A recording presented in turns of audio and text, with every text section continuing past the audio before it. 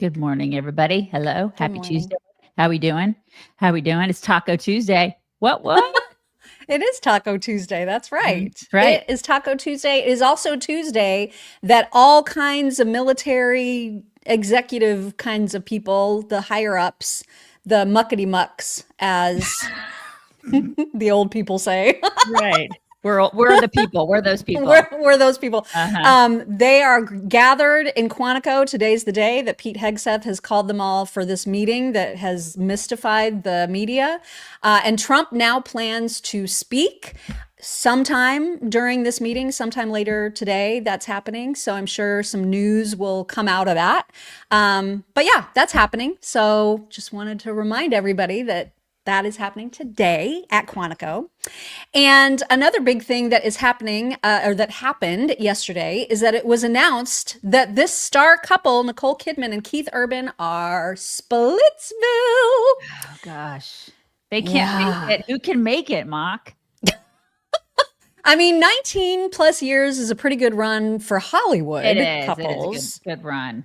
Really. I mean, that's but right. Here's my theory. Tell me your theory. I think this is because she is obsessed. Like the last few films that she has done have all been about her as an older woman sleeping with younger dudes.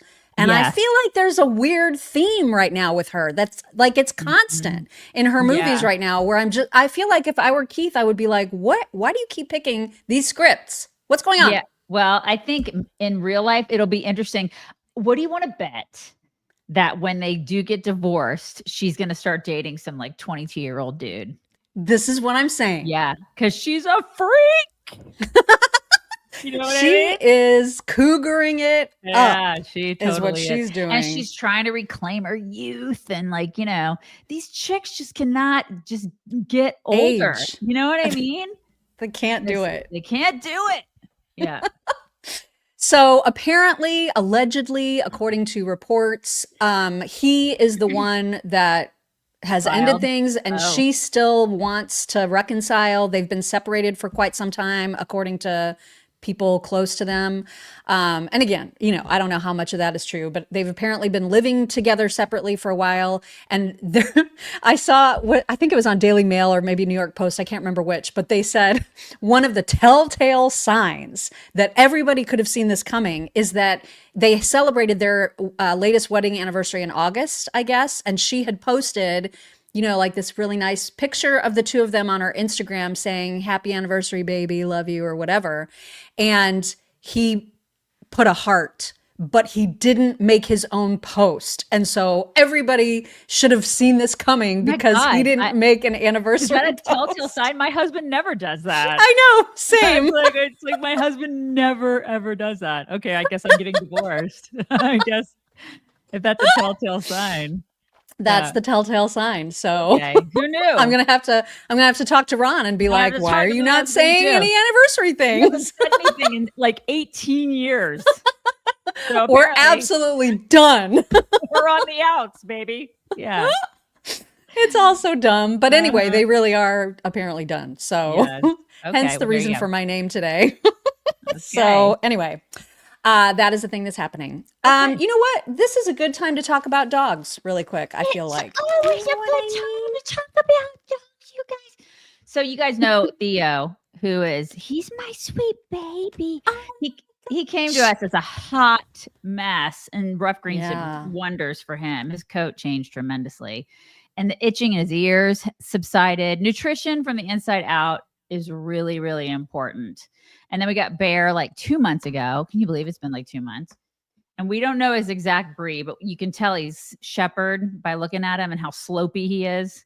And he is an itch machine. Lots of ear stuff, lots of scratching when he came to us. And he gobbles up Ruff Greens. They both do. Those two especially. All three of ours do, but those two especially just gobble it up. And we've seen a decrease just in the itching and the scratching. And I cannot wait to see how he progresses over the next 6 months. So just a scoop a day adds probiotics and antioxidants and vitamins, minerals, 25 nutrients that your dog needs and craves. Ruff Greens gives them energy, which my dogs need because they're outside a lot, and it comforts aging joints, which they also need. It was created by naturopathic Dr. Dennis Black. It supports digestion and immunity and well-being, and it's just the best stuff ever. So give your dog the gift of health with Ruff Greens. Start today. They have a free jumpstart bag that you can get. Go to roughchicks.com. Use promo code CHICKS. Just pay for shipping. That's all you gotta do. Roughchicks.com. Promo code CHICKS. And don't forget your kitty cats. They also have it for kitty cats as well. Cats. I wanted to play like this absolutely heartbreaking video from the dad of Logan Federico, who was killed by a total criminal here in South Carolina. And there was a hearing yesterday on the Hill that was, ostensibly to address soft crime policies that Democrats are such fans of. And his testimony, oh my God. Grueling. It's just, but like so powerful and so perfectly delivered. It was just worth giving it a listen if you missed it. So we're going to listen to that and then move on to less sad things. But here he is. How many of y'all have kids? I'm just curious. Here's what I need you to do. When I tell you this story, think about your kids. Think about your child coming home from a night out with their friends, laying down, going to sleep, feeling somebody come in the room and wake them and drag her out of bed naked, forced on her knees with her hands over her head, begging for her life, begging for her hero, her father, me, that couldn't be there. She was 5'3". She weighed 115 pounds. Oh my God. Bang! Dead. Gone. Why? Because Alexander Devontae Dickey, who was arrested 39 goddamn times, 25 felonies, was on the street. He should have been in jail for over 140 years for all the crimes he committed. You know how much time he spent in prison? A little over 600 days in 10 years. He's only 30 years old. Her name's Logan Federico, not Irina.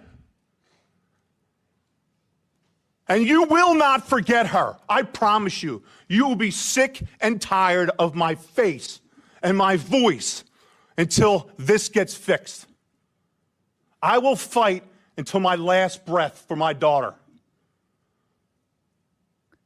You need to fight for the rest of our children, the rest of the innocents, and stop protecting the people that keep taking them from us. Yes. Pathetic.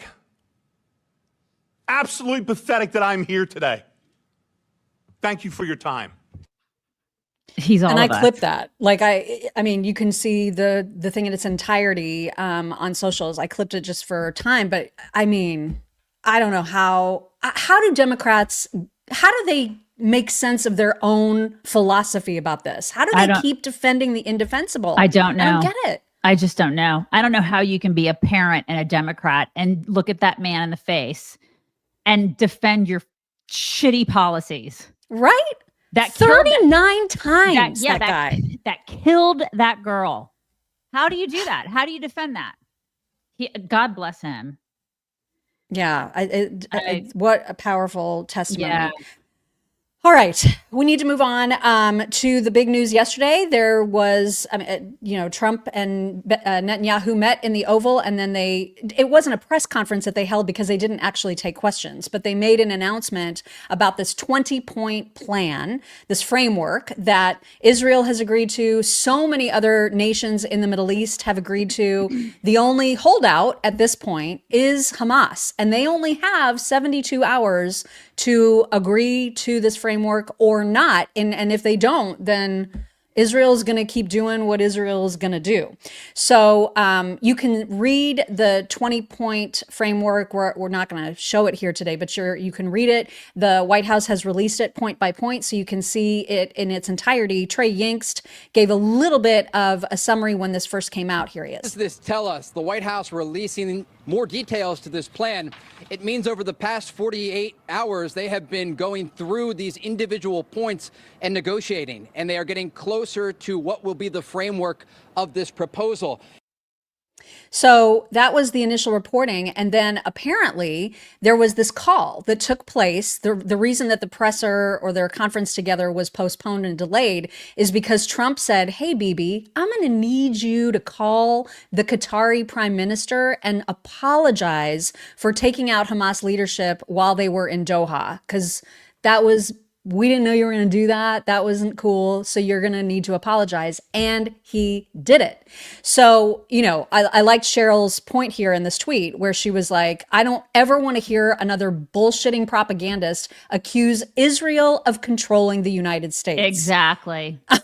It is decidedly not so. Right. And the Israel released the actual text, essentially, of exactly what Bibi said to the Qatari leadership. If you want to read this. The Prime Minister Benjamin Netanyahu in a phone call with the Qatari Prime Minister. Mr. Prime Minister, I want you to know that Israel regrets that one of your citizens was killed in our strike. I want to assure you that Israel was targeting Hamas, not Qataris. I also want to assure you that Israel has no plan to violate your sovereignty again in the future, and I have made that commitment to the president. I know your leadership has grievances against Israel, and Israel has grievances against Qatar, from support for the Muslim Brotherhood to how Israel is portrayed on Al Jazeera to support for anti-Israel sentiment on college campuses. I welcome the president's idea to establish a trilateral group to address both our countries' outstanding grievances. That was, stand up. I think it's pretty stand up. Right. And he's not just groveling. He's saying, you guys suck. You suck. And we have problems with you. Right. But yeah, I feel bad that the strike ended up killing one of your citizens that are bad. You know what I mean? But he got his point across. They still have effing hostages. Hamas still has hostages. Oh my God, you guys, I could not do this. I could not do what these people do. This is my problem. This is my weakness. I'd be like, F you. We're bombing the shit out of you. That's why I can't be a world leader. This is why. I'm being serious. Am I the only one? Seriously, am I the only one? If somebody took my family members and they still had them, and they have had them for how many days? What has it been, 700 something days? They've had these people? Yeah, I would not be so nice. I wouldn't be. Just saying. No, they do have it's a tall order for world leaders to hold back when they have been wronged so badly.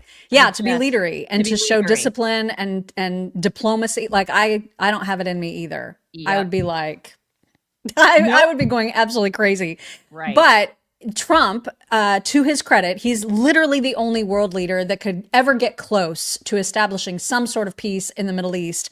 And so he spoke. He actually, I didn't love it, I will say. It's not that I had any problem with what he said. It's that Trump spoke endlessly. It was one of those droning things that he was reading where he sounds exhausted. And I felt so sorry for Bibi having to stand there the entire time.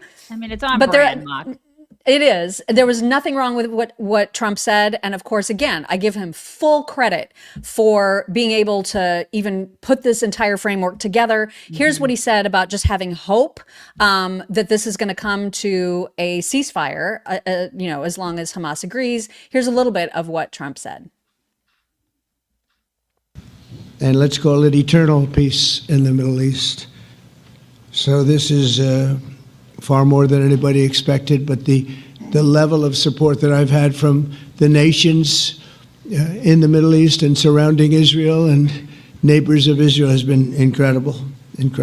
Every single one of them. This afternoon, after extensive consultation with our friends and partners throughout the region, I'm formally releasing our principles for peace, which people have really liked, I must say. I think this is all really awesome. I love Trump for this. I love Bibi for this. I think Trump is an exceptional president and he has a great heart and he really does want peace. I do not think Hamas is capable of it. It's just my personal opinion. I don't.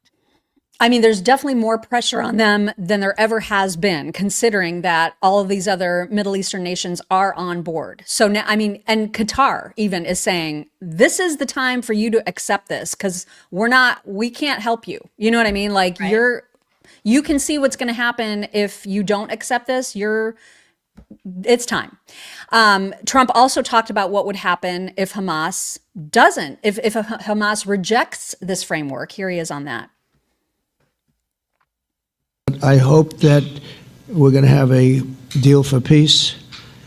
And if Hamas rejects the deal, which is always possible, they're the only one left. Everyone else has accepted it. But I have a feeling that we're going to have a positive answer.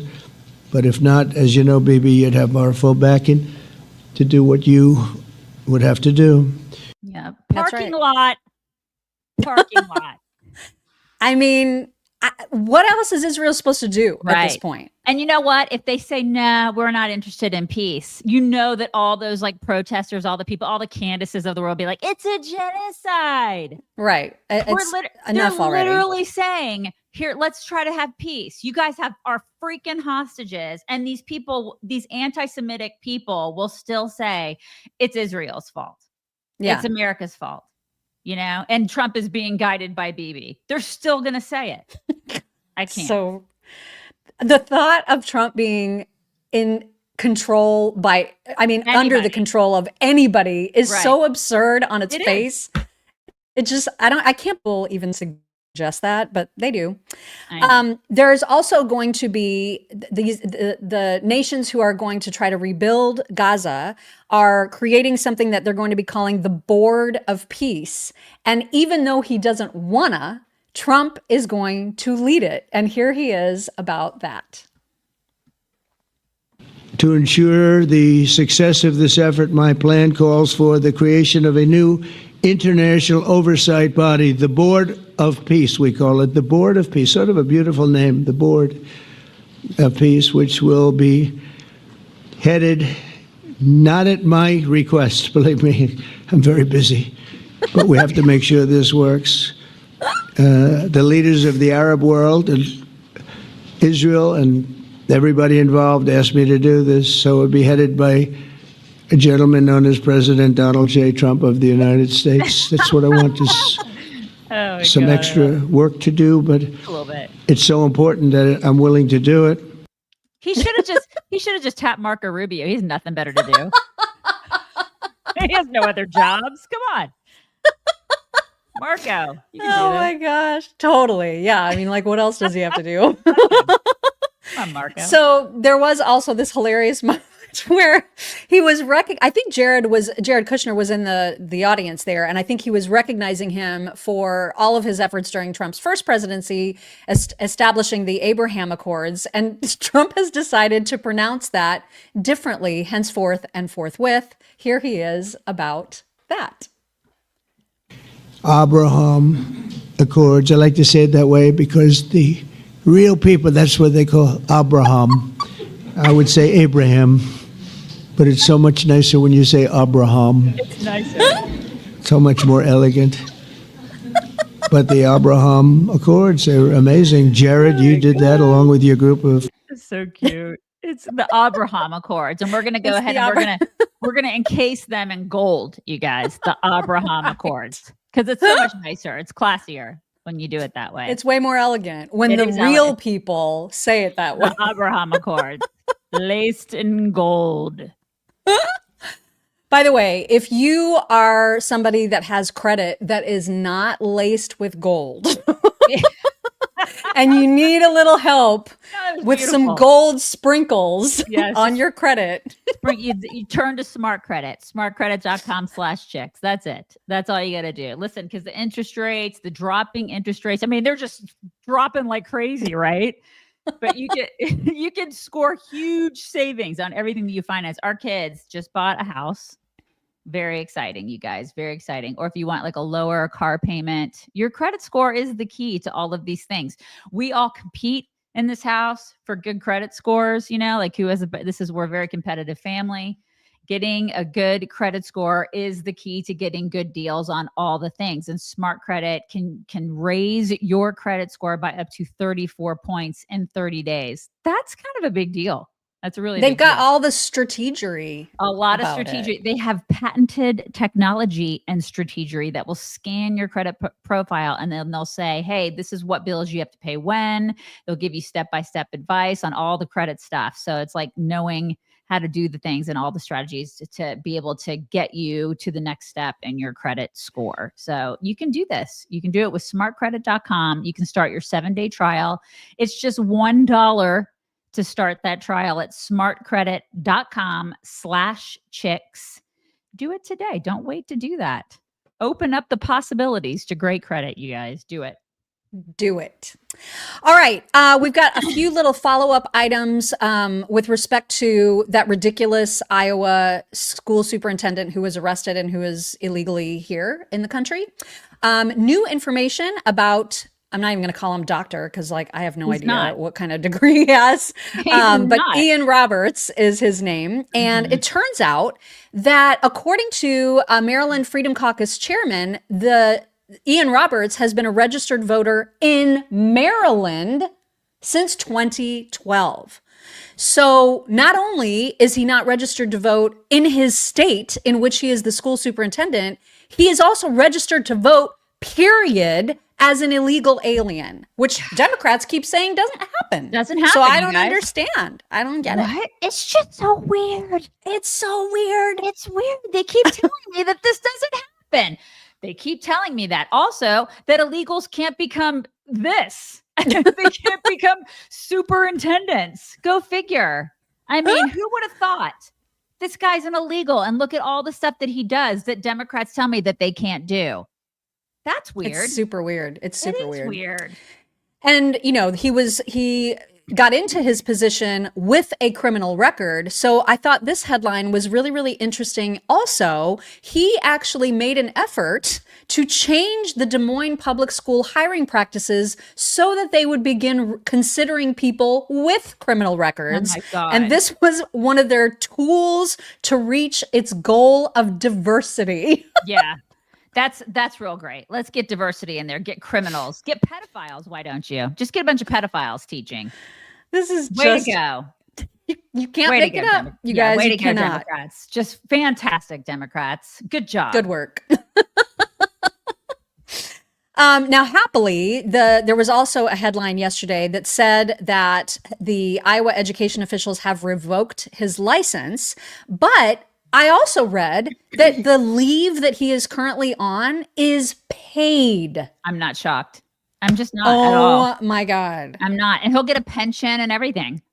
I mean, seriously. Oh my God. The more these people, like, you cannot ever, from a federal government job, you cannot get fired. I swear. It's like impossible. It's ridiculous. Once you're in there for life. Like, we pay for everything. I know. Yeah, thank teachers unions for that. People are going to come at me and be like, Daisy, that's so mean. I'm a federal worker. Quit being mean to me. I'm sorry. It's true. It's true. I mean, it's a good gig if you can get it. All right. It's a good gig if you can get it. Yeah. Also, it's very, very interesting to see who and like what organizations and what people. I mean, we talked about, what's her name? Jackie. What's her name? I don't remember her last name. It was Jackie something. Is it Norris? I want to say Jackie, Norris. Jackie, just jerk off. We don't care what your name is.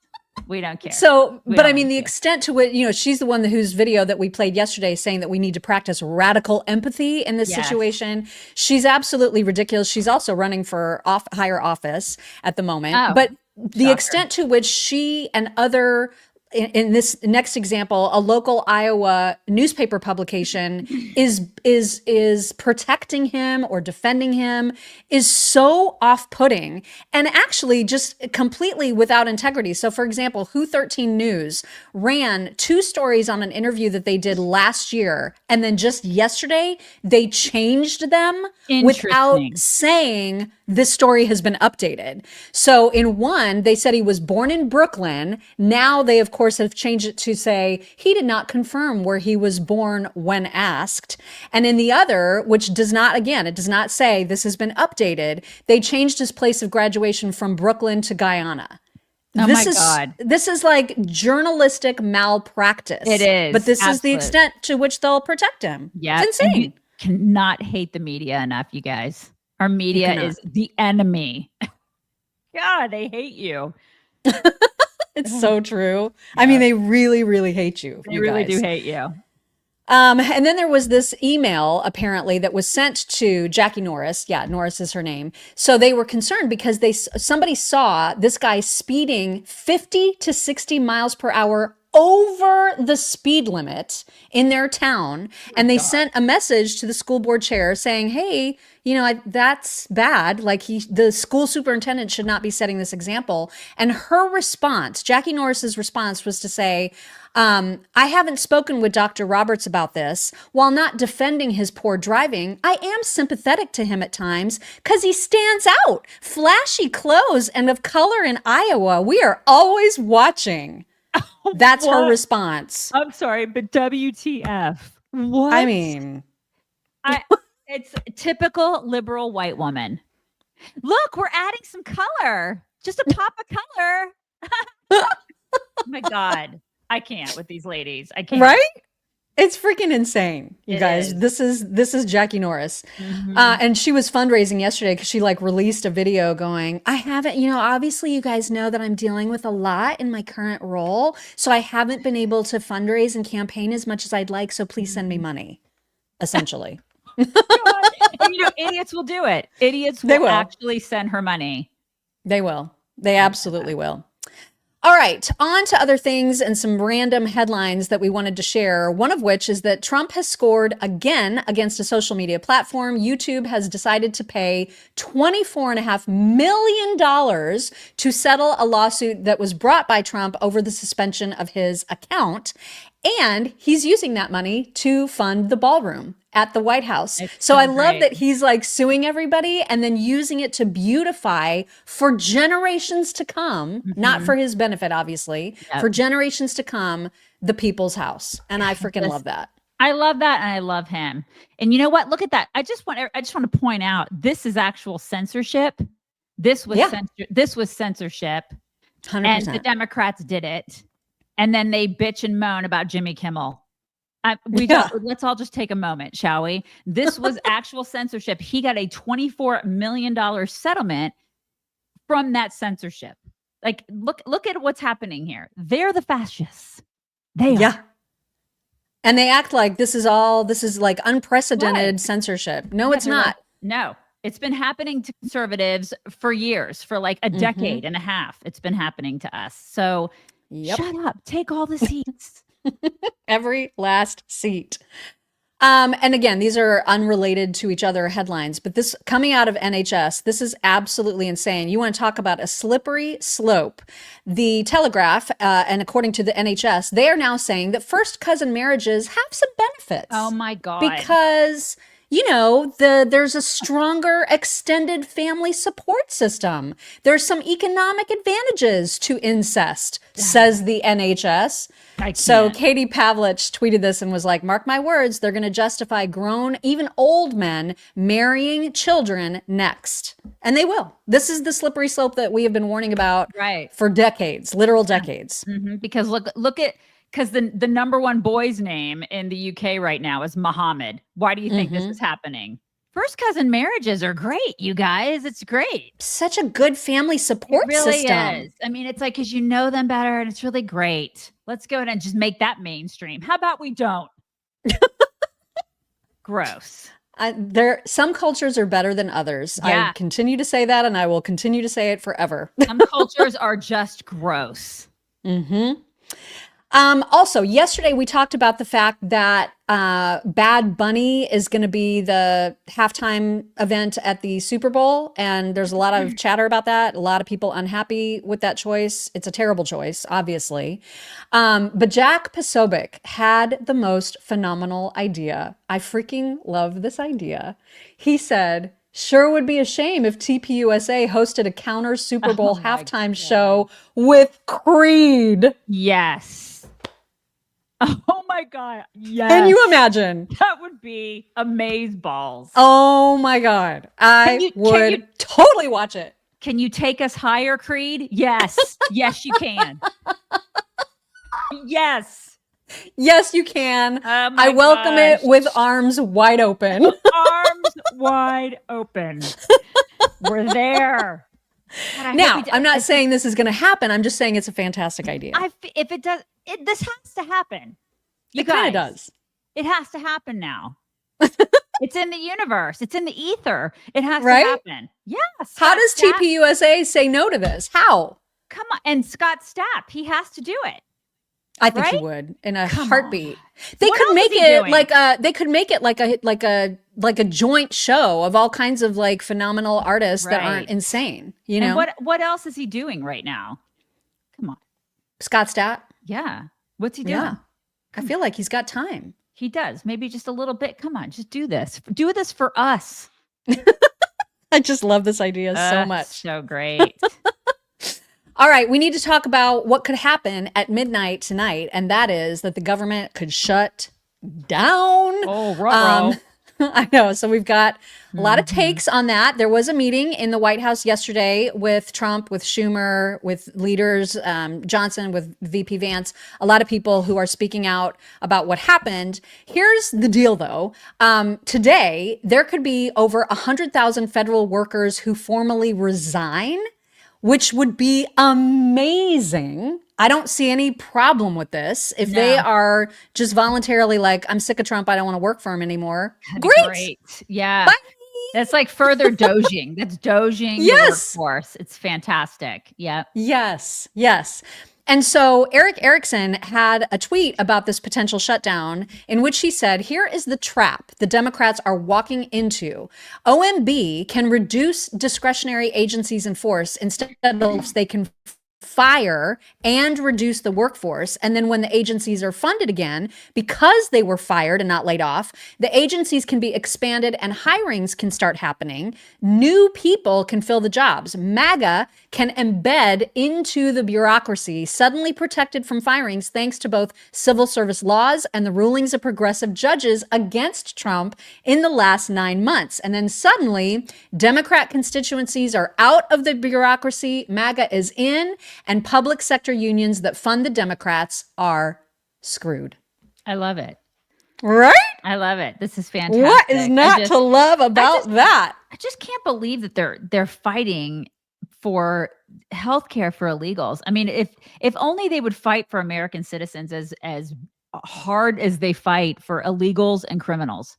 Right? Imagine if they did that. How are you a Democrat at this point? How? They don't give a crap about you. They care about illegals and criminals, which are the same thing. They care about criminals. And they don't care about you. Look at how hard they're fighting for these people. They're going to shut the government down based on that. If this doesn't turn you, I can't help you. I can't. Yeah, I think this is a loser for Chuck Schumer, but they, you know, right now they are standing firm. Like Schumer will not allow this to go to the Senate floor as is. There's not enough votes from we need 7 Democrats to like have some common sense. And I don't think we have those 7 yet. Maybe that'll change after a few days. I don't know, but I just feel like I think Schumer is getting most of the blame for this. I don't think that this is going to fall on Trump's shoulders. I really don't. I mean, who out there has trouble paying their healthcare bills? I know it's hard to pay for healthcare as an American even citizen. With insurance. Even with insurance, it's expensive as hell. And then they're like, we're going to go ahead and we want to fund. Our priority is to fund criminals' healthcare. We want the American taxpayer, you and me, to pay for that. That is their priority. F them. And don't forget, they also wanted to give like, I can't even remember the amount, but like hundreds and hundreds of thousands of dollars, perhaps millions of dollars to fund like the NPR and, you know, the PBSs of the world because that was taken away. And now they're like, well, we want to put that back in. No. Then bitch, get elected then. Right. Get more Democrats elected. Yeah. This is the reason why those things got taken away is because that is what our side wanted and we voted for it. You don't get to just sneak it in to a CR now. That's not how this works. Crowdfund. Let your side pay for it. You know Exactly. what I mean? If you really want it that bad, because what it is, it's a Democrat arm. It's propaganda. It's just Democrat propaganda. Y'all pay for it. I mean, if you love it so much, you just want to like make out with it, go ahead, start a crowdfund and y'all pay for it. We don't want to pay for it. Exactly. Karoline Leavitt was on Fox News early yesterday to talk about the shutdown, and here was her take. The leverage is in the president's hands because the overwhelming majority of the American public wants to keep the government open. I mean, it's not even close. Democrats and Republicans, independents across the country want the government funded because they want our military and our troops to be paid. They want TSA agents and Border Patrol to be paid. They want food assistance programs for women and children in impoverished communities to continue going out the door. All of that will come to an end if Democrats vote against this clean CR that Republicans are proposing. And might I just add, Chuck Schumer and Hakeem Jeffries are on the record multiple times in their past political lives stating that they too believe a government shutdown is bad. In fact, I quote, Chuck Schumer just last year in 2024 said a shutdown would mean chaos and pain and needless heartache for the American people. Well, we hope that Chuck Schumer and the Democrats won't cause chaos and pain and heartache. We want our country to continue to be funded. We want our government to be open so we can continue doing the business of the American people. Well, I mean, Democrats used to be against illegal immigration too. Remember that? Oh, I yeah, remember good that. times. Remember when they used to be against that like 2.5 seconds ago? Remember when Hillary Clinton used to think abortion should be safe, legal, and rare? Remember when they used to be rare? Like there was shame involved in it. And now it's like, oh, abortion's on every corner for everybody. I mean, the Democrat Party is just a bunch of disgusting hypocrites now. Yeah. All they want is votes. They've sold their souls. That's literally what they are. They're communists now. So, whatever. We could find quotes from them saying that they believe everything that we believe like 2 years ago. Right. But it just shows how far left Right. they've gotten. I mean, they've allowed the Zorans and the AOCs to dictate who they are. Yep. And that's not going to fly with middle America. It just isn't. Not like olive oil flies with middle America. That's right. You guys, are you kidding me? Fresh pressed olive oil? Guys, it's why are you using anything else? Why? That's right. And the fresher, the better. So did you know it's a fruit juice? Like I didn't know that I really didn't know that until we started working with, TJ over at Fresh Pressed Olive Oil. I have to be very careful saying that because I'll say it wrong, but it's a fruit juice. Okay. So when you go to the grocery store and you look at olive oil on the shelf, you have to think, okay, how long has it been sitting there? Because it could be sitting there for months. It could be sitting there for years, which is nasty. That's gross, you guys. And so this olive oil, it is shipped directly to you from every new harvest. It is fresh, which makes a huge difference because it's amazeballs, you guys. You're never going to go back to that stuff in the stores, the grocery stores, it's gross, the stuff in the stores, really. Now I'm a snob because I've tasted this stuff and it's really, really good. There's the guy named TJ Robinson who started this company. He is the olive oil hunter. And if you try this stuff, you're not going to go back. You can go to chicksloveoliveoil.com, get a full-size $39 bottle of fresh pressed olive oil for just $1 shipping. No commitment, but I promise you're going to commit because you're going to love it so much. It has all the health benefits like antioxidants. It's great for your immune system. You guys, no carbs. A lot of you care about that. I'm not really, I like carbs, but some people don't care about that. If you're like on a keto diet or a paleo or any of those diets, it's really, really great. It's the cornerstone of the Mediterranean diet. And it's just one of the healthiest things that you can put in your body. So this is the good stuff. chicksloveoliveoil.com. Get a full-size $39 bottle. So good. Just $1 shipping. Check it out. You guys will love it. You're really going to love it. I mean, if you know, you know. Once you've had it, you know. It's true. You know. All right. We also have some commentary about this potential shutdown from our BFF, Scott Jennings. Well, hopefully the Democrats come to their senses here and will go to the floor of the respective chambers and pass a clean continuing resolution. The Republicans put that on the floor. No tricks, no funny business, nothing up our sleeves. Just, hey, let's keep the government open for another several weeks while we work this through in a normal process. Democrats voted against that. And so I'm hoping they come out of this meeting thinking that that's a better option than simply shutting down the government. It's just not realistic, the demands they're making. Now, Donald Trump may get in the room and wheel and deal. He is a deal maker. So like Speaker Johnson, I wouldn't want to predict what the president's willing to do on the fly. But I do think it's pretty reprehensible that the Democrats have taken us to the brink of a shutdown with a list of demands that, frankly, are just not even within the realm of the realistic right now. But again, is holding the government hostage for the next 48 hours and taking us to the brink of a shutdown instead of having a reasonable process over the next few weeks, legitimate tactic by the Democrats? I don't know about that. Mm-hmm. We need to, on our side, we just need to not budge. Yeah. And I genuinely worry about us budging because do not budge. Because we always do. Yes. Because we're weak. Yes. Yeah. And actually, after the meeting that they had in the White House, and yesterday, Republicans did not budge. They stood very, very united, and they said, listen, we're not even playing it. We're not even doing any monkey business. We're putting in a clean CR. The House has already passed it.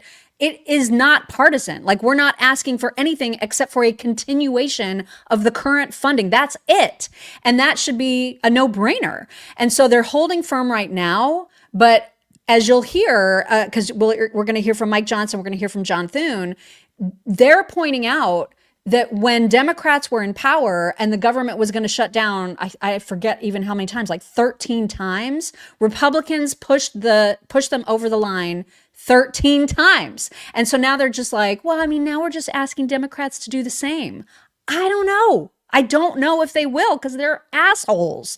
And so the Republicans just better not cave. That's all I can say about that. Yeah, they better not. They better not. Here's J.D. Vance, couple clips from him. Here's the first one. Conversation with the Senate and House Democratic leadership. Look, the principle at stake here is very simple. We have disagreements about tax policy, but you don't shut that government down. We have disagreements about health care policy, but you don't shut the government down. You don't use your policy disagreements as leverage to not pay our troops, to not have essential services of government actually function. You don't say the fact that you disagree about a particular tax provision is an excuse for shutting down the people's government and all the essential services that come along with it.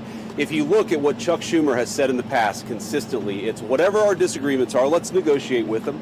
Let's talk about them. Let's figure out a bipartisan solution, but you don't shut the government down. In other words, you don't put a gun to the American people's head and say, unless you do exactly what Senate and House Democrats want you to do, we're going to shut down your government. That's exactly what they're proposing out there. Yeah. It's just... Yeah, I mean, there's a part of me that's like, I think they're just being combative, the Democrats, because it's Trump. Right. You know, they're just going to do everything they can to disrupt this presidency. They don't give a crap about the American people and what they should be doing. They don't want to do their jobs. And it's just so frustrating. It should be frustrating for all of us, for Republicans and Democrats. Everybody should be frustrated. Do your freaking jobs. You know? But like 7 is a lot of Democrats to try to get to do the right thing. I mean, I think you could rely on like John Fetterman. I think he's probably going to be like, this is a bunch of bullshit. Right. We just need to get this done. I mean, even with his brain damage, he's probably got the most common sense out of any of the Democrat senators. I don't know who else could be convinced. I really don't. Did you mute?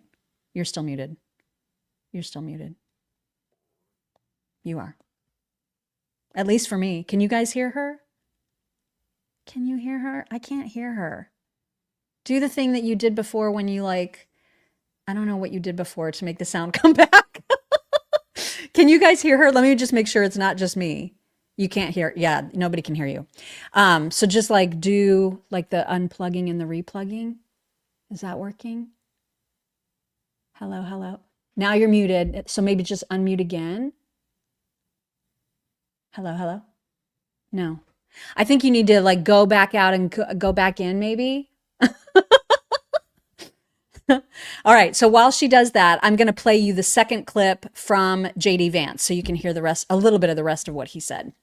Frustrated about the fact that this negotiation has not taken place until today. But if you look at the original thing they did with this negotiation, it was a $1.5 trillion spending package, basically saying to the American people, we want to give massive amounts of money, hundreds of billions of dollars to illegal aliens for their health care, while Americans are struggling to pay their health care bills. That was their initial foray into this negotiation. We thought it was absurd. We told them it was absurd, and now they come in here saying that if you don't give us everything that we want, we're going to shut down the government. We think that's preposterous. We think it's totally unacceptable, and we think the American people are going to suffer because these guys won't do the right thing. Now, can I hear you? No. What happened? I mean, those lights look. Oh, there. Oh my God! Tell me you can hear me. Yeah, now I can. I don't know what you pressed, but it worked. God, I don't either. I don't know what I pressed. Do not touch anything. I haven't touched. Hands off. Get a whiteboard, Daisy. Johnny. I'm like Carl Rovit for you guys. I'm sorry. Okay, I'm not touching anything. Good Don't Lord. touch anything. Don't move. Just don't move. Don't touch it. Okay, sorry guys. You're good now. All things are good. Lord. All right, so here is Mike Johnson. And again, just the fact that they keep saying, hey, we treated you guys right back when you were in charge, so now you need to treat us right. That's not the right approach, okay? The right approach is, F you, we'll shut this whole thing down, and it'll be on you. That's the approach. So anyway, here's Mike Johnson. Now, there's a reason that Chuck Schumer and Hakeem Jeffries have come out here, stomped the feet, saying that they can't go along with this. They're trying to bring in extraneous issues. They issued a counter proposal. You should go take a look at what they requested. $1.5 trillion in new spending that is unrelated to the ongoing appropriations process. They wanted to, as you said, restore taxpayer-funded benefits, okay?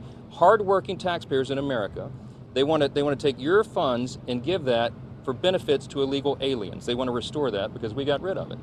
They want to prop up left-leaning media outlets. $500 million they threw in on top of that. $1.5 trillion on a 7-week stopgap funding measure. We're not going to do that. They know we can't do that. And we never have in the past. During the Biden administration, there were 13 threatened shutdowns. The Republicans in the minority did the right thing. We kept the government open. We're simply asking for the Democrats to do the same. He's just not mean enough. I mean, I right? I love him, but he's not I mean. love him too. I love him too. And he's just a dear, sweet man. But that's a problem. He's a dear, sweet man. Like, I need him to be more ball busty. I just need him to come out swinging and yelling. You know what I mean? I need more of that, you guys. I appreciate his sweetness. I do. It's very nice. But it's like he needs to be more of a dick. You know? He does. He really does. Just a little bit, you know? Because the sweetness doesn't fly in this particular environment. It just doesn't. We are in a volatile, horrible environment, and we're dealing with snakes. And snakes are going to be like, well, this guy's sweet. We're going to take advantage of him. You know what I mean? That reminded me, I don't know why, but do you remember what was the movie that Lily Tomlin was in where she would do and she would shake her bracelets when she was talking about snakes? What was that movie? What was it? You're talking about, but I don't know the movie. You guys remember? Do you remember? I don't know why I just thought of that when you were talking about snakes, but I loved when she did that so much. If you guys remember. People are saying we're wrong. John says we're wrong about Mike Johnson. I'm not wrong. I'm not wrong about him. I'm not. You're trying to say we're wrong about him being super nice? What? That he probably, because we think he needs to be more of a dick. I think he's a sweet, lovely man. Like big business. Thank you. I'm sorry. Go ahead. Business. Thank you guys. We can always count on you guys, right? I'm just saying he's a sweet man. He just needs to be a little bit more ball busty. You know what I mean? It's just. Now, to be fair, he's done. Like, the House has already passed this. Like, his job is over. Still. But I just don't like, I don't like the thought of Thune having to, go back to the Senate and be like, well, in order for us to get these 7 votes, we're going to have to cave a little bit. I don't want any of that. I just don't want any of that. And John Thune, you just don't really ever hear from him. You know what I mean? It seems like he's so quiet, but he was part of this meeting, and he also kind of echoed what Mike Johnson said. Here is John Thune. This right here, ladies and gentlemen, is what we're talking about. 24 pages. It's a continuing resolution to fund the government through November the 21st. I don't know where they're saying this is some huge partisan thing. This is something we do fairly routinely. And when the Democrats had the majority on 13 different occasions, they had the majority, President Biden was in the White House, we passed continuing resolutions to fund the government. This is purely and simply hostage taking. Totally. Totally right. He is kind of a rhino, but he's hot. He's pretty hot. He's pretty hot, ladies. He's a good looking fella. Yeah. He's nice to look at.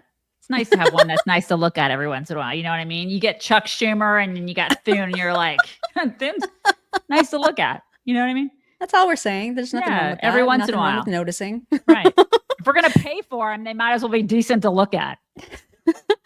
So Nancy Pelosi used F-bombs to talk about this. She claims that she's quoting Trump somehow, but just hearing her say them, even though they're bleeped, I don't know why this was so funny to me.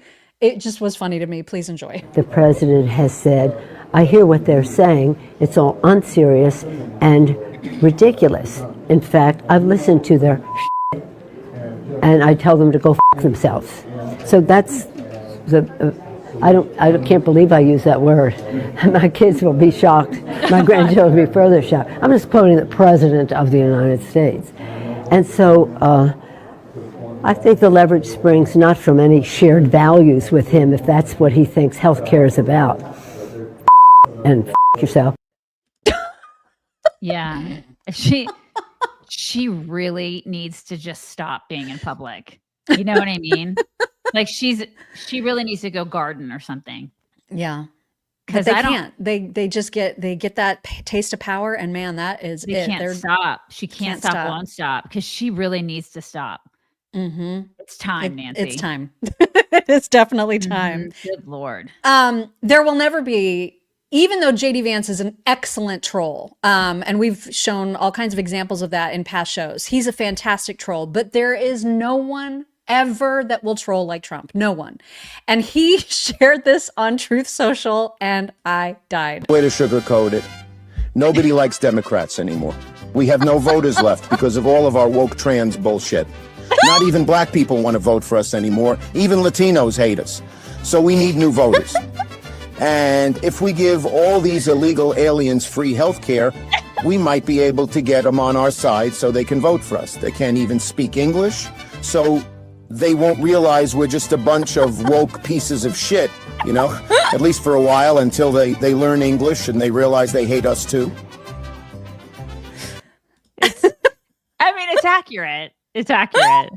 I cannot. That is our president, you guys, and I'm here for it.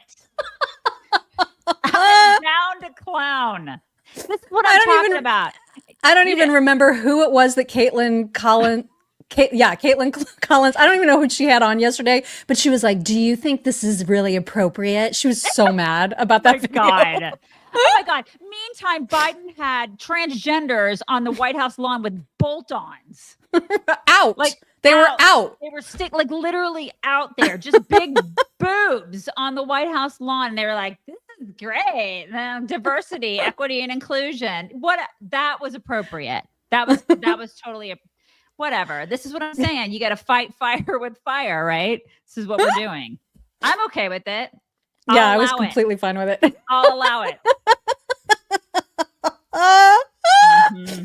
It was perfect. And Hakeem apparently so mad, calling him a bigot, blah, blah, blah, yeah, whatever. Course, nobody cares. We're all bigots and we're homophobes and we're transphobes and we're racists, whatever. Mm-hmm. Call us all the things. You've been calling us all the things for 20 years now?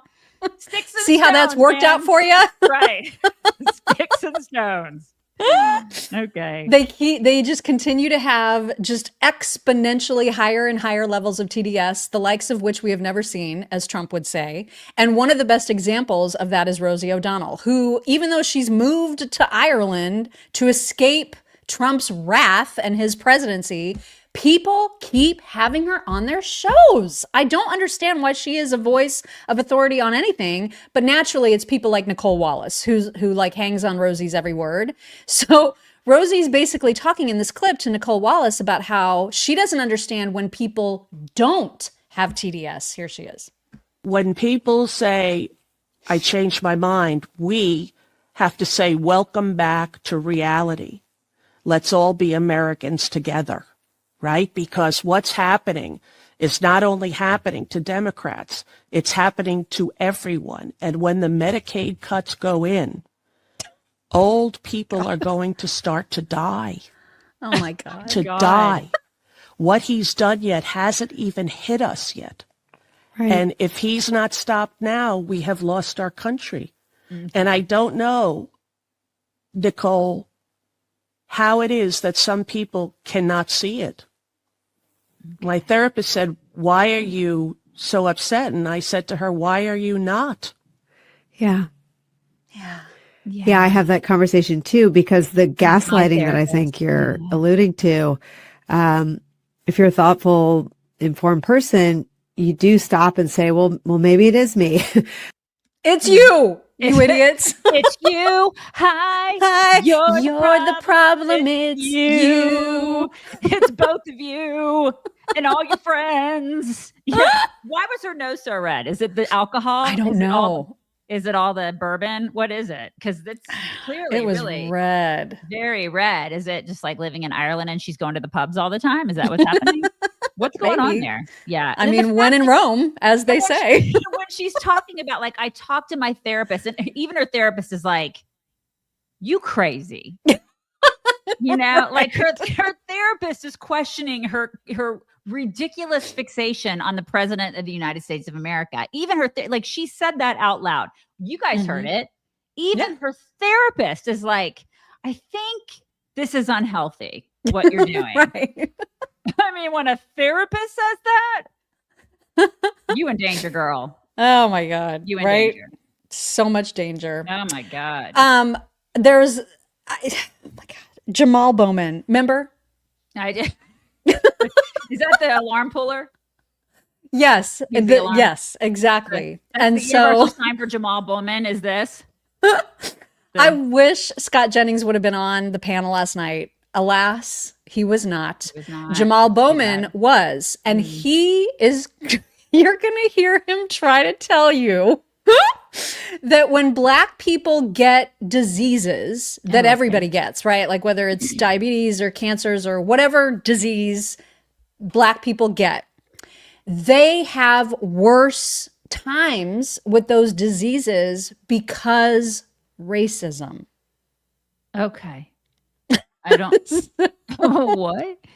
Just try to explain this. This is crazy. And the problem is we are not dealing with America's original sin and its disease of hate and racism towards Black and brown people and sexism towards women and anti-LGBTQ sentiment. We are not dealing with that. Your colleagues in the Republican Party do not hold each other accountable when it comes to the racism that comes from the party on a consistent basis. Congressman, I mean, where are you on You can't be calm about this. I'm a Black man in America. The reason why heart disease... I'm white, I can't comment. Listen to what I'm saying. The reason why heart disease and cancer and obesity and diabetes are bigger in the Black community is because of the stress we carry from having to deal with being called the N-word directly or indirectly every day. My God. If your colleagues would listen and try to learn and engage and grow and stop being so hateful, we could have a better country. But unfortunately, we're still here. I'm sorry, it's a couple months old, that clip, but still. Okay. I'm fat because of racism? Obviously. There's a correlation there. I eat too You don't many see that? Twinkies. I can't put the Twinkies down because of racism. It's generational trauma. That is the dumbest shit I've heard all day. That will be the dumbest shit I hear all day. And that's saying something. There's a lot of dumb crap out there, you guys. And there's a lot of day left to go. Right. You guys, I have fatigue. I'm fatigued from it. It's intellectually lazy is what it is. It gets to the point where it's just people like him who just constantly want to focus on melanin, they have nothing else. That's all he has is just the content the melanin content in his skin and other people's skin. And he cannot argue points. And so he's like, racism.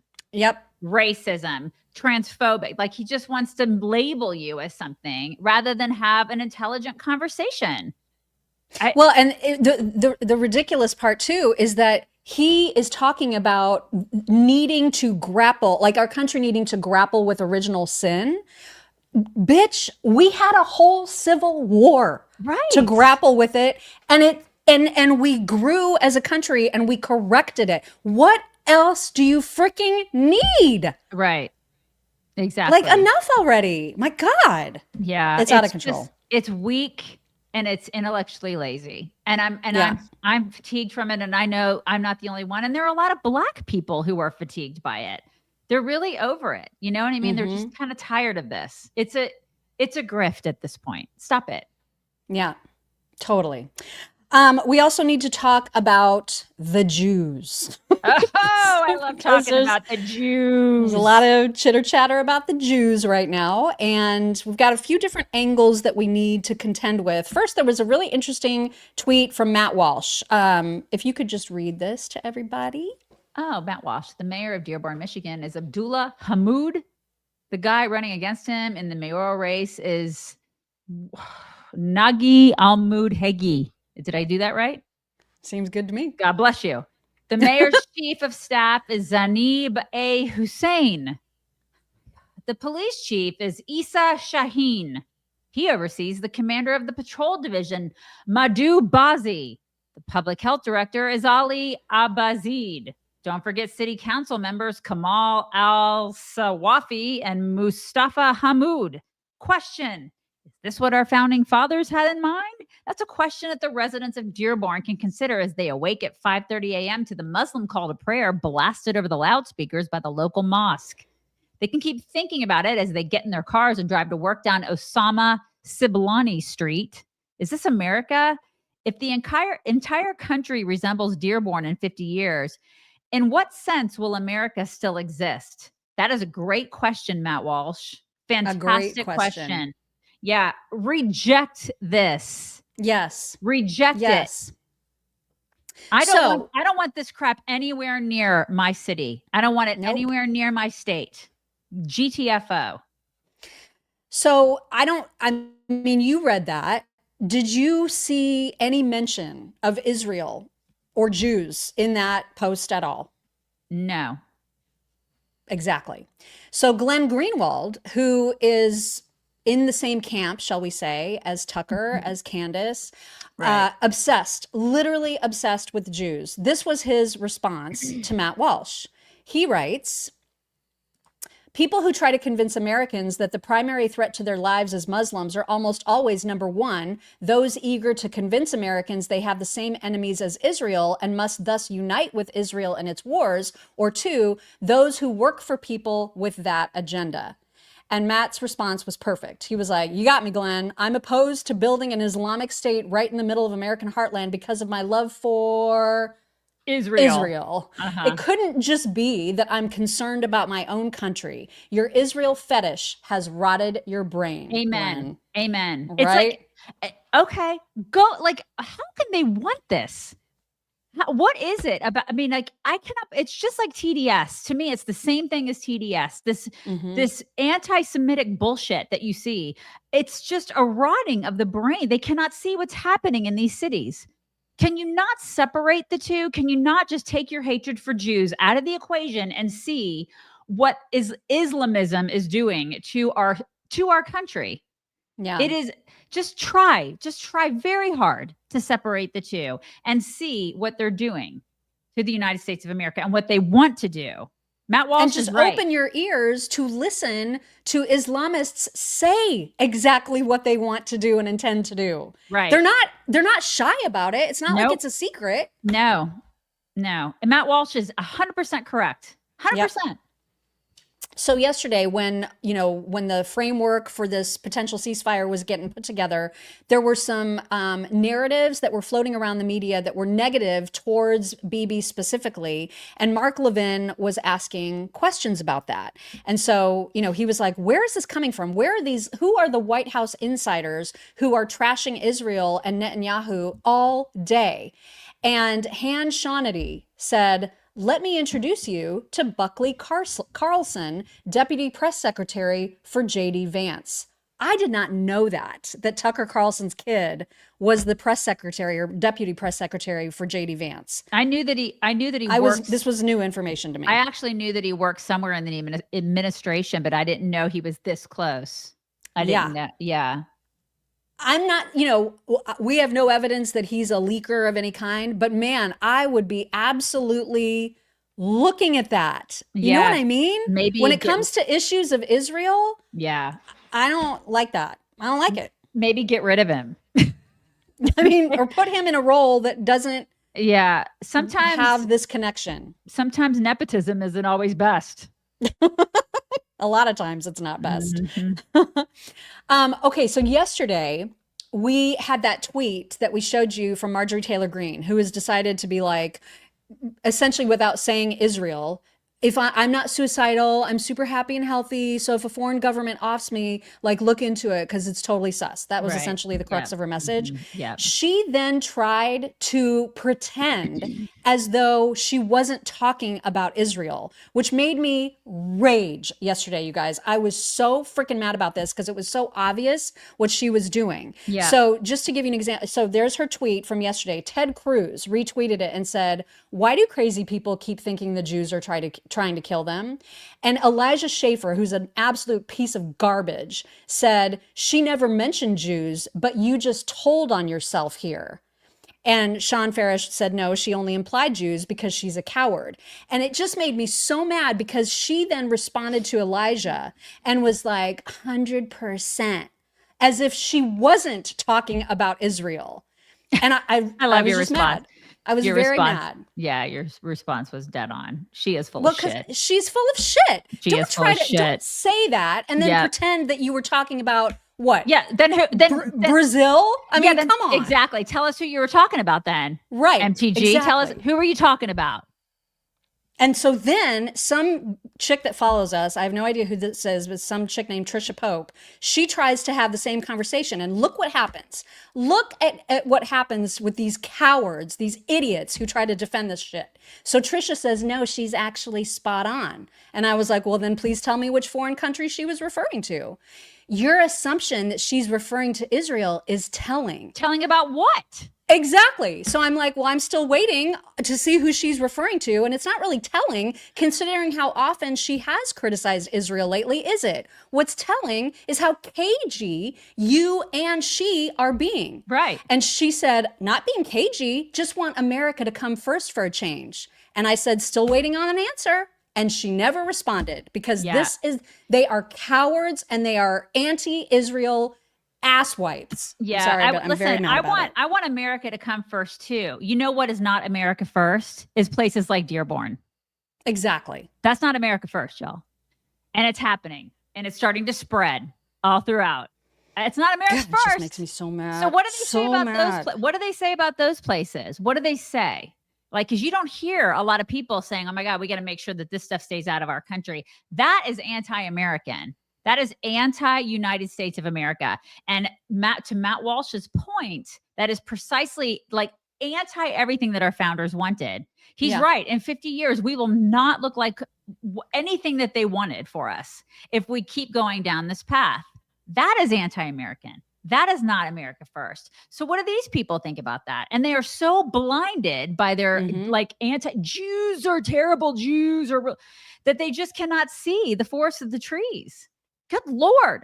I know it is out of control. There was a kind of a breakthrough. I don't know if that's the right word, but you remember how Candace was very early on after Charlie died. She was like, Bibi is, trying to say that Charlie wrote him this letter and he's totally misrepresenting it and he's lying about the contents of the letter. Well, the letter came out yesterday and it's 4 pages. You can read it anywhere. Just like Google Charlie Kirk's letter to Netanyahu. But essentially, I read it. You should read it. Yeah. It is. I mean, I don't want to like suggest that we're on the same plane as Charlie Kirk in any way. It is exactly what we would say if given an opportunity to talk to Bibi. We would be like, can you please figure out a game plan to fight against all of these false narratives that are permeating, unfortunately, the right every bit as much as the left about Israel. Yeah. That is what the letter was. It was filled with love, filled with admiration for the nation of Israel. Charlie could not have been more clear about that. Right. And also tactics. Here are some tactics you can use. Make sure that you listen, when you do the beeper stuff, like that to me is a tactic, but also at the same time, you need to be permeating social media because right now the anti-Semitic stuff is a cancer and it's spreading in conservative circles. So how do you combat that? Because you're not combating it. You're not doing it. So do you need to start going onto more podcasts? Do you need to do more people that support Israel need to start permeating those channels? And we're starting to see Bibi go on we've seen him go on more podcasts and stuff like that, where people are like, oh, those people are getting paid by Israel. No, I think what Bibi did is he read this letter and he's like, I probably need to start doing more podcasts and stuff because Charlie suggested that I do that. So, and I loved his idea of a war room account. Yeah. That works the same way as Trump's war room account does on social media, that is constantly negating the lies. And it's really, really effective. And he had a bunch of great ideas. You should read them, in their entirety. But once you read them, you will see there is no truth to the way that Candace positioned this letter. And just a reminder, if you forgot how she positioned this letter, here's a little montage of her doing just that. So there definitely is a little bit more to the story. First and foremost, that letter he is holding up, he is severely misrepresenting. Those sentences are real, but I am calling upon Bibi Netanyahu, the dear friend to Charlie Kirk, to publish the letter's entire contents. Like, don't start with just 2 sentences. Publish the entire thing. You're holding it. I'm saying you're severely misrepresenting the contents, that in May, Charlie was concerned about Israel and their influence on American politics and how they were pushing things that he felt were in conflict with his beliefs, free speech. Here in America. Bibi's holding it up like Charlie just in May said, hey, you know what? I just want to write a love letter to Israel. That's how it was presented. Would you guys agree? That's not how it happened. Let's stop saying how Charlie felt. And instead, if you're going to hold up the letter, release it in its entirety. Okay? And lies by severe omission, I'd like to be very clear, are lies. And does anybody want to jump in and say, no, the letter Charlie wrote him in May was just like a glowing, he just was overcome with passion and said, I love Israel. You guys are amazing. You're beautiful. We're going to win this thing and you're perfect and doing nothing wrong. Love you, Bibi. Homie very quickly told us that Charlie was penning love letters to him in May. I just find that weird that no one wants to address the substance of the claims here, whether or not maybe Bill himself has an opinion on whether Bibi lied by severe omission when he mentioned his last correspondences with Charlie. And you're doubling down on your lie. I told you to publish the full letter that Charlie wrote you, not lines of it. Okay? It's a lie by omission. Doing Fox News and Greta Van Sustern's show, he lied about the contents of a letter that Charlie Kirk had written him. Can anybody actually work and assert that I am lying? You can say my name. Candace Owens lied. And there's tweets that also correspond. She says it's 100% true that Charlie opposed war with Iran and was fighting with his donors over Israel, as Tucker just shared on Megyn's show. This is why I am discomforted by the intentional lie by omission that Bibi told on Fox News about the letter Charlie wrote him. Bibi lied about the contents of the letter Charlie wrote him in May. It was a lie by severe omission. It isn't sitting right with me. He held the letter in his hand and propagandized it. He should publish the entire thing. Well, he didn't have to. It's out. He didn't have to publish the entire thing. That really, I mean, it was a letter to him. So he had no obligation to do so. And he did. And it's actually a really, it's a lovely letter, and it's chocked full of stuff. So I encourage everybody to read it. We encourage everybody to read it. But is she going to apologize? No. Well, I'm waiting. No, she will not. She will not apologize. And does Macron's wife have a penis? I still am waiting for that. Still waiting. Yeah. So Dan Bermawi had this to say. He said, if Candace Owens and Tucker Carlson don't apologize after we've all read Charlie Kirk's letter to Bibi, then maybe it's time we stop taking anything they say seriously. I think that's probably pretty good advice. Yeah, but they're going to gain way more followers. Yeah, they will, because this is the trend, and it's terrifying. Yep. A lot of people I know are becoming impatient with Megyn and her kind of response to all of this. And it got particularly heated yesterday because when the letter was released, she said basically, well, that's all well and good, but listen to my podcast with him. Here's a link to what Charlie said to me directly. I've listened to Charlie on her show. I don't think it's all that different. He was simply saying he doesn't appreciate being called an anti-Semite when his love for Israel should never have been questioned. And but he was making the point that just talking about criticism of Israel gets him labeled an anti-Semite, gets her labeled an anti-Semite, and they're both frustrated by that, which I get. I totally get it. But at the same time, the fact that she doesn't criticize Candace, that she doesn't criticize Tucker, and I guess she's friends with both of them, and maybe that's why people are starting to have a bit of a problem with that, and it's ramping up. Like the people's problem with Megyn is ramping up. So here is what she tweeted last night. She said the Charlie Kirk letter to Bibi is interesting for obvious reasons, but if you want to hear Charlie in his own words speaking to a friend regarding his feelings on Israel and the pressure on him, it's all here on August 6th. No filter needed. Just listen to him. So people were like, what the hell are you talking about? What's filtered about the letter? You know what I mean? Like what does that mean? Yeah. Which are you suggesting that there was a filter? Right. Right. And so she responded then to someone on Twitter who called her out, not anybody with a big name or anything, but just a random comment was left for her by Florida Dad. And he said, if you can't separate yourself from Candace Owens, many of us are going to separate ourselves from you. We do not have to align with everyone that claims to be of the right when their motives and history are as shady as hers. And she was mad. Myself from anyone. I run my own media company and my own show. That show is where I express my own opinions, and I will decide what and what not to opine on. If you need me to condemn Candace or Tucker for their opinions in order to listen to me, then I may not be for you. He is a close friend, and she is under enough pressure without gratuitous shots from me. My fight is with the left, not these two. How do we feel about that? I'm not sure what pressure I don't know what pressure she's under. And if she's under pressure, she puts it on herself. So I don't know how, I don't really, when it comes to Tucker, she may have, like a history with him. And so she just doesn't want to get into it with him. But the Candace, I just don't understand the Candace thing.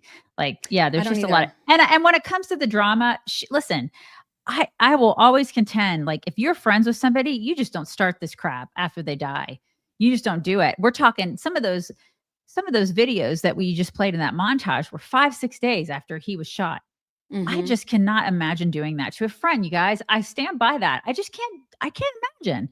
I can't imagine doing that for clicks, likes, whatever, some sort of engagement on my page. I just can't. I will stand by that. I'm just not that person. Maybe that's why we're not that big. You know what I mean? I imagine a lot of it has to do with that. And that's okay. Because I can't. I just don't like it. It makes me uncomfortable. I don't like any of this.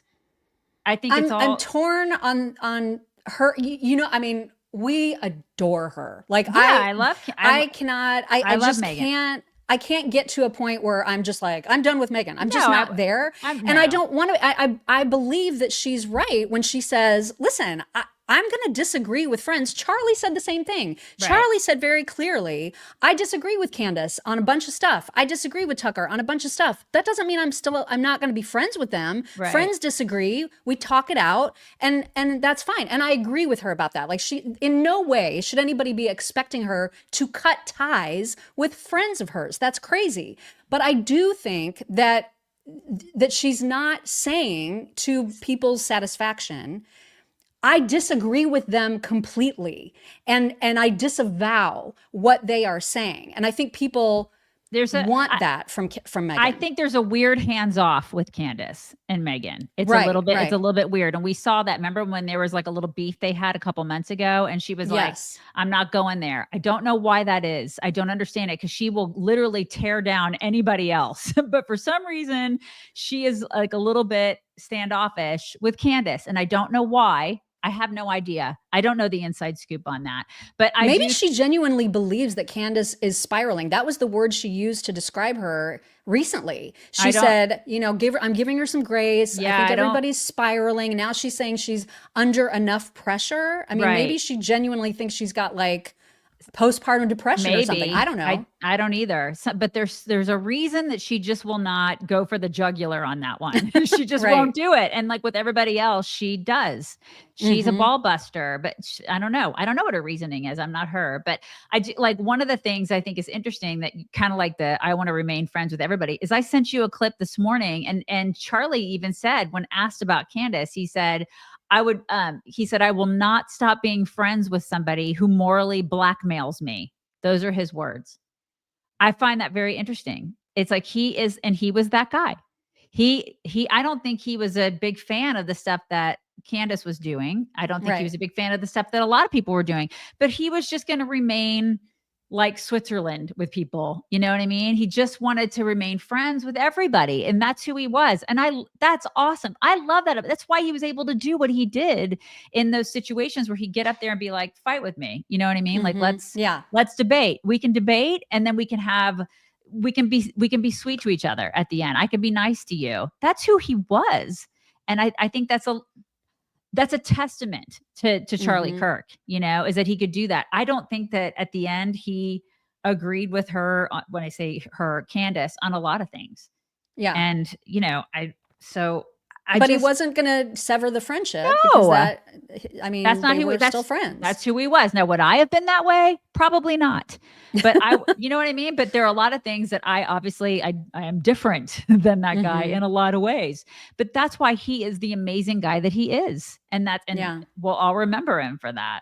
So I'm thinking too about the Megyn's words when she was describing that letter to Bibi and saying, just listen to my podcast, no filter required. What would need a filter in a private letter? Right. There was no, you know what I mean? It wasn't like Charlie published that. He sent him a private letter. That would have been the most unfiltered Charlie ever. I mean, even more so than an appearance on a podcast, for example. And it looked very well thought out. You know, it's like exactly. And it's just a great letter. It's a blueprint. It's a nice little blueprint for, hey, this is what you should do. If I were, let me give you some suggestions. And they're all really great suggestions. Yeah. So there's been obviously tons of reaction from, some account names that you'll recognize. One, Karis Ray, and I'm not even sure if I'm saying her name right, but I thought that her comments were interesting. She said, note that Megyn is making the exact same arguments that Candace was making back in 2022 when defending her friendship with Kanye West, who had already outed himself as a pathological anti-Semite. You want to be friends with people who have said the Star of David is satanic and Israel is a demonic, made-up nation founded by pedophiles? Go right ahead, Megyn, and we will appropriately criticize you for it.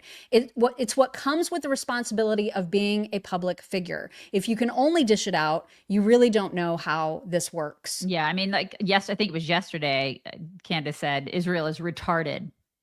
Nice. I mean, that's the kind of stuff that you're dealing with, So it is what it is. I mean, to each their own. I guess we'll just see. But I watch everything. I look at everything, and I know how to think critically. A lot of people don't. There are a lot of people out there that just hang on every word of these people, and they're just like, oh, it's true. It must be true, and she's doing an hour and a half like deep dive on Macron, his wife's penis or lack thereof. You know what I mean? And so it must be true. I mean, there's still, I don't know. There's a lot of stuff out there that just happens where I think a lot of people they go down these rabbit holes and they want more rabbit holes, and then they trust these people and they feel like they're friends. I mean, it's kind of like on our Instagram, we'll say something that will go up about Candace, for example, and people will tag her as if Candace is their friend. It's like they want to defend her, and it's like, she doesn't care about you, person out. She doesn't, but they do. They get so invested in these people, and I don't know if that's a good place to be, Yeah. Jonah Goldberg weighing in on this as well. Here is what Jonah said. He said, so you'll condemn anti-Semites on the left, not because they're anti-Semites, but because they're on the left, but you won't condemn anti-Semites who are on the right or are your friends because they're not? Okay, well, at least that's a position, I guess. So again, some pretty big names are coming out to be like, this doesn't jive. I'm not seeing what your take is. Eitan Fishberger saying, Megyn Kelly is not an anti-Semite, nor is she anti-Israel. She has consistently condemned Hamas and supported Israel's right to defend itself, which is absolutely true. That said, her response here is disappointing. Yes, people have been too hard on her, but her reaction to the criticism seems to be doubling down on her embrace of Candace out of misplaced solidarity and a hefty dose of spite, despite Owens' well-documented hatred of Jews and unhinged conspiracism. I'm sure being a public figure is difficult, doubly so if you're openly pro-Israel, and the justifiably cautious, even paranoid Jewish community, myself included, could certainly be more measured when we see someone push back against widely held views on Israel, rather than immediately jumping to insinuations of anti-Semitism. But Megyn should be mature enough to take criticism and respond with a little more professionalism than she displayed in the tweet that we showed earlier. With great power comes great responsibility, right? Right. I want to believe that part of the reason, and the reason that I just can't be mad at Megyn and that I'll continue to be a Megyn fan. Yeah, I'm not mad at her. I believe that she genuinely does not pay a lot of attention to a lot of the things that Candace says.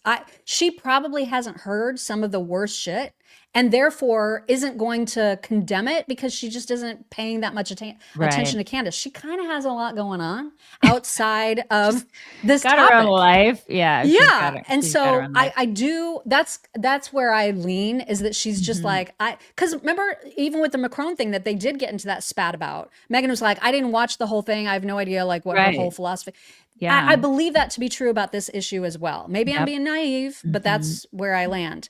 Lastly, on this issue, Konstantin Kaizen also weighed in and said, the problem with this approach, which many on the right are taking, is that this is exactly how the left allowed its own extremists to first flourish and then to become the face of their entire movement. If you agree with Candace and Tucker, people will respect that. But to many of us, their behavior is so extreme and so deranged that the idea that it can simply be ignored because your fight is with the left doesn't wash. You have always been a great, principled, truth-seeking journalist. So to many of your admirers like me, the question might be, if you agree with them, fine. But if you don't, why isn't your fight with them? That's a really interesting question. Yeah. And maybe it's because she just doesn't know all the things that they have said that are really egregious. But it's also scary to fight with your friends. That's especially publicly. Yeah, it's scary to fight with your friends. It's scary to have friends and then find out that friends that you've had for a really long time feel a certain way and you don't agree with that. And it's a way that it's kind of icky. You know what I mean? Yeah. And then you have to realize, God, like if you decided all of a sudden that you were going to vote for Zoran in New York City, and I would have to contend with that. Yeah. You know what I mean? I mean, can you imagine? I cannot. That's the thing. So this is the thing. If you have good friends that all of a sudden start feeling a completely different way that you feel about something, I don't know. It's a tough call, man. Yeah. It's a tough call. See, I'm the kind of person, it's kind of like when I said that, Charlie Kirk said that he's going to not stop being friends with somebody if they morally blackmail him. I would. Mm-hmm. I would stop being friends with somebody who morally blackmailed me. I'm not him. You know what I mean? For the same reason that I want revenge on people. I'm not the best Christian in the world either. I would be like, yeah, we're not friends anymore. We're not. Bye. Yeah. See ya. I mean, I've cut family members off for less than that. You know what I mean? I just don't. If you're toxic, we're done. Mm-hmm. So that's just who I am as a person. I know everybody is. So she may not be like that, and that is okay. To each their own. It's right? fine. It's fine. Right. All right, we need some fun stuff for sure, and we're going to kick it off with a clip that Spencer sent us yesterday. Okay, thank you. Come again. You guys, watch this dog, because how this happens, I have no idea, but just watch. You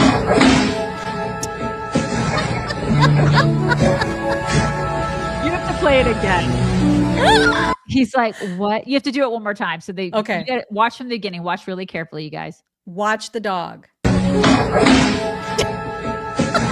Nobody's gonna believe you. Nobody's gonna believe you.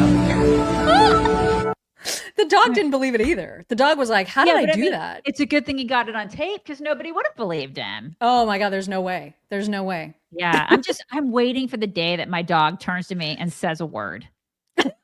You know what I mean? Just waiting. And then nobody will believe me. Just one time. I just wanted to be like, hey, Mom, what's up? No one's going to believe you. Here's another example of something that would not be believed if not for the fact that it was caught on tape. Here is a zebra about to make a move that it ends up looking so graceful, even though it shouldn't have been. Check it out. So pretty. Oh no. Oh shit. That actually ended up being okay. It looked like it was on purpose by the end of that. Fine. It was like the Olympic gymnastics trials, It was good. Uh-huh. And now you're about to see a very dainty dog who's gotten himself into some trouble this week. And his owner, who is also very proper and British, is going to tell you all about it. If the dish is in the dishwasher. Oh, wait. Sorry. I forgot about the dishwasher one. Yeah, that wasn't it. Okay, so first, everybody hates having to empty the dishwasher. This guy has the way to avoid it. If the dishes in the dishwasher are clean, please empty it. They're not. Oh my God. He's like, they're not clean. That guy is a jerk. Oh my gosh. But I mean, also kind of clever. I guess. Now we know how to do it. All right, so here is the dainty man with his dainty dog. Choices this week. Monday. Ate my sandwich and got offended when I was mad. 0 out of 10. Tuesday. Found paint. So walked through it. Left paw prints everywhere. You thought you were helping, did you? He's so dainty. The only thing you helped with was giving me stress. Minus 100 out of 10. Wednesday. Burped in my mouth. Oh my God. I can't even give that a rating. I will never forgive you for that. What kind of a dog is that? Nor will I forget the taste. Thursday. You really know? Jumped into the bath fully clothed whilst I was in it. I'm actually not that mad at him for this one. He probably just did it because he misses me. 6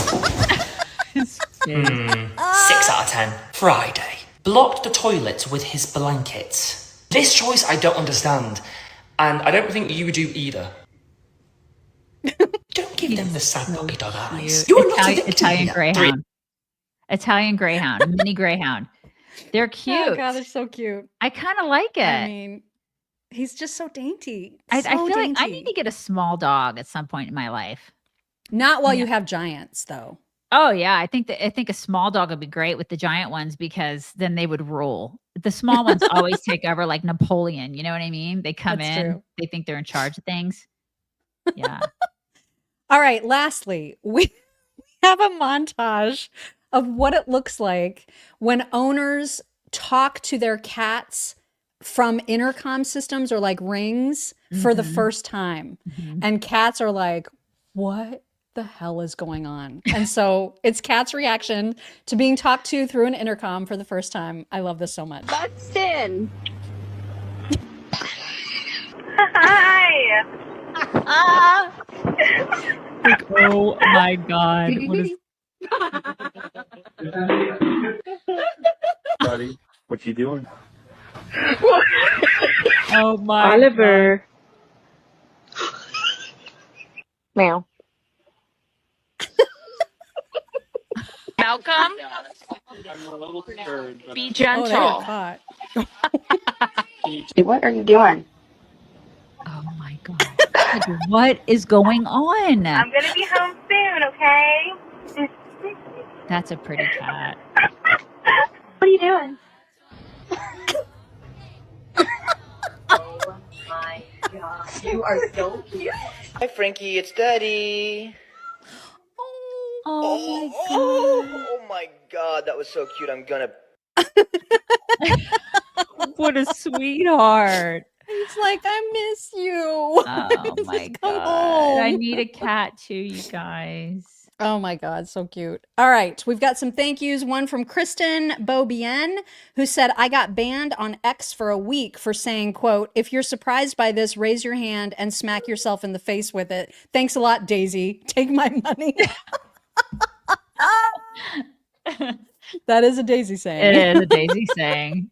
It is. We don't condone violence on this show, though. We don't. That's right. We would never do that. Never do Heather Faust said, thank you for speaking up for Erica. I lost my husband when my daughter was 8 months old. Oh my God. You try and do anything to make it through a day, including laughing. God bless her and God bless you both. Love you, chicks. Thank you for that. Yes, Heather.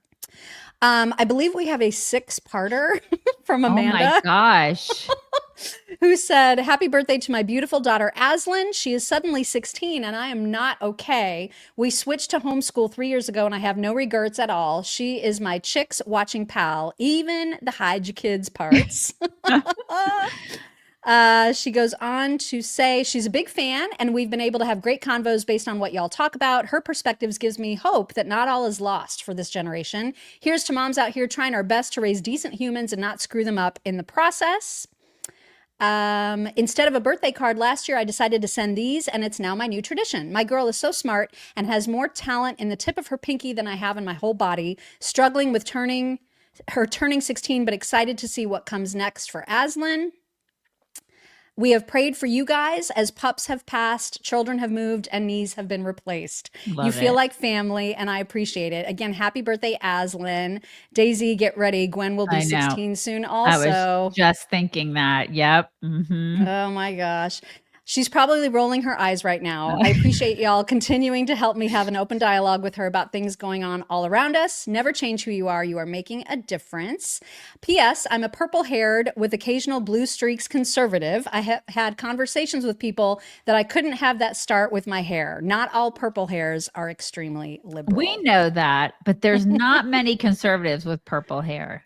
It's true. Not the norm. Is That's true. for sure. Ellie Glenn said, ladies, I have to say I'm so disappointed in your coverage of the surgeon who intentionally damaged his legs so that they would have to be amputated. I mean, you hit the hopper, but how did you miss the first name Neil? Get it? Neil? Ellie.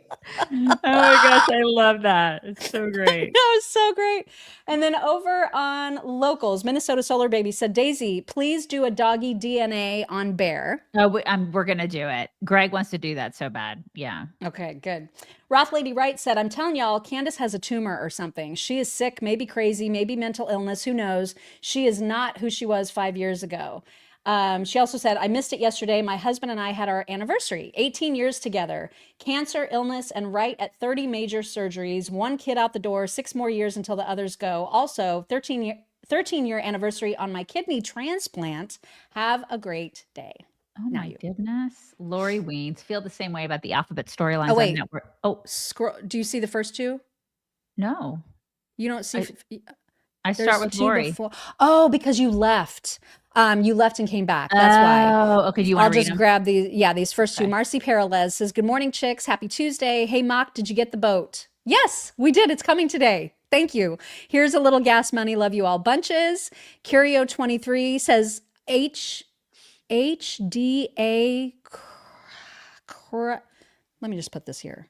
Had cervical surgery yesterday. Replaced the disc, titanium cage, and widening spinal cord canal being released on Wednesday. Had cervical surgery. Curio 23. Oh my gosh. Yeah, we'll be praying for you. Yeah, yikes. Yeah, okay, that's legit. Lori Weens feel the same way about the alphabet storylines on networks like Hallmark. If so many celebs think that what Americans want, someone start a standalone network and see how long it lasts. Yeah, exactly. Victoria Owen, people need to understand that recruits in the military will not be under instruction because we have civilians that teach them. And if this shutdown goes through, we will stop teaching recruits so they stay on hold. Bad stuff. Yeah. I mean, it's just bad to shut it down anyway. They're supposed to be working. Jose Rodriguez, morning from Texas, y'all. The government doesn't work for us now. If it shuts down, what difference will it make? Take my money. It's true, but there are some things that actually need to be working. Congress is one thing. Congress doesn't do jack squat, but the rest we need to have doing things, I think. Victoria Owen, as a side note, people on hold in the military for instruction have created suicide ideation, and suicides have increased on base due to nothing to do. Oh my God, that's horrible. Really? Marcy Perla, so the Dems are blackmailing the country into paying for illegals' health care. They'll still get paid while the American citizens suffer because they are stubborn jackholes. These people needed to be voted out. Yes, Marcy. Melissa Tuttle, thank you for that super sticker. J City 10, Jamal Bowman is dumb as pet rocks in a dog show. Yes.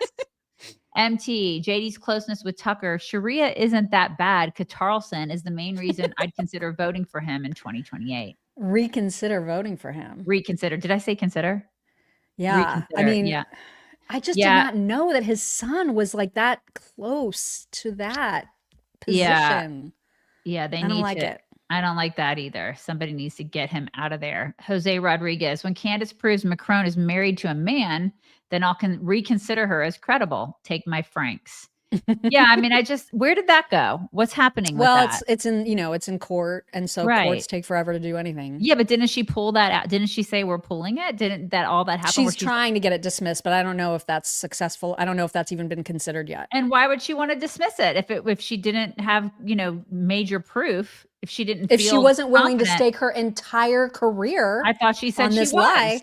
I thought she was. So go ahead and see it through, Candace. Anyway, Karen Elliott, stop bringing weak sauce Johnson. We need balls. That's true. That's right. He's lovely, but also weak sauce. So precious. Yes. Arner, and for Megyn, it takes a great deal of courage to stand up to your enemies. It takes even more to stand up to your friends. Yes, it's so true, Arner. MT, not buying it with Megyn anymore. You know who's under pressure? Erica, while Candace interferes with Charlie's case. Yeah, I can only imagine what she's going through, seeing all the stuff that's playing out online with all these people that she probably thought were Charlie's friends. I can't even imagine that. MT, and the things that she's being accused of are just insane. Right. Yeah, it is insane, isn't it? I mean, just the people who glom onto those conspiracy theories. I'm like, oh my, it's so gross. Yeah. Find something to do. Get a hobby. Yep. MT, who's under pressure, Erica, who's now being accused of being part of the conspiracy to take out her husband because of Candace. Right.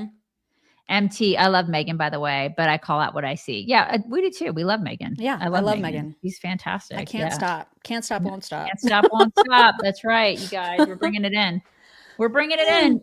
You guys, today, I thought it was going to be a short show today. It never is. Wrong. It's always an hour and a half. We went a little over an hour and a half. That's what I'm saying.